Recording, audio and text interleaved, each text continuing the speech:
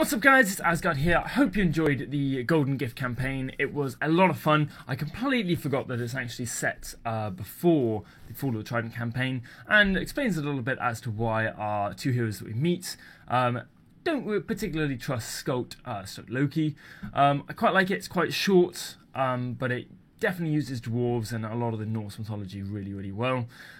As we concluded with the Fall of the Trident campaign, we're just going to wrap it up with a quick run through of each mission, explaining some of the story themes and a few of my tips and tricks on how to beat some of the missions. Hope you guys enjoy. Kicking off the Golden Gift campaign, we have episode 1, which is Brock's journey. During this, Brock is visited by Loki and told to essentially that his brother was going to build the boar, so he has to get through Folstag's land, which is the same giant as we come across in Fall of the Trident.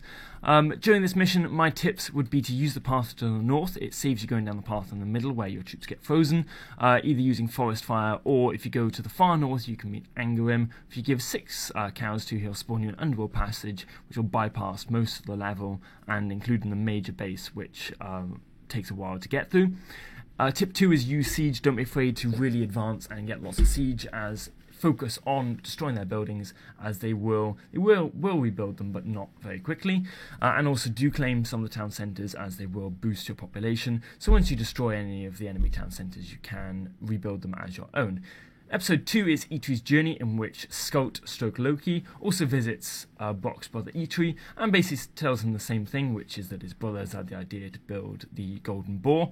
For this one, use Kraken. Kraken are fantastic. They do take a lot of favour, which takes a long time to get, as the Norse require you to destroy units in order to generate favour.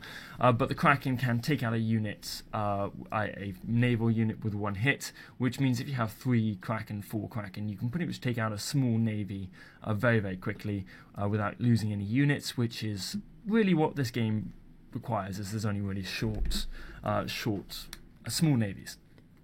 Also try and lead up with your warships, as you don't want to be sending a transport, bump into a enemy small navy and lose your transport along with your heroes. Also do hold 1 hero of Ragnarok back, because they are the only units you can use to build buildings. So you want a garrison inside your town, one of them inside your town centre as early as possible. Bit of a controversial one, but I like to build the town centre in the middle, as it will distract a few ships, give you pretty good line of sight of the entire map, and it adds to population, and it can be used as a staging post if you need to then build more boats or another transport. Episode 3, Fight at the Forge, where both the brothers finally meet at the Forge and compete for the Forge in the middle in order to win the game, Forge the Boar. My advice for this is you can very easily take the Forge early on before the time it has elapsed. My advice is to use all of, if not most of the time available. Do give yourself 5 minutes to still take the Forge, but try and use all of that time to really build up your base, get a really good economy going, get a big army, get good infrastructure so you can build another army quickly, and then take the Forge, as afterwards armies will come to attack you, so you want to be prepared for them. Do claim all the docks as well. As you can see on the map, if you destroy some of the docks, you can claim those fishing points, which will give you some really good food income. And finally, build at least 2 layers of walls around the forge when you claim it, but do leave a small area open, which means they will funnel towards that small area rather than try and destroy your walls. Build 2 layers, as undermine will be used to destroy one of the layers. And then they will have to walk around to get through that small point. Anyway, episode 4 is Loki's Temple, where you fight through Loki's land in order to get your boar back. With this, straight from the off, you can use your heroes and ballista to destroy temples. This will give you a few god powers, which will help you out early on, and also help clear the area and scout the area early on. Also, try and use human units as much as possible, because you'll get 2 flaming weapons, god powers, so that makes them really strong.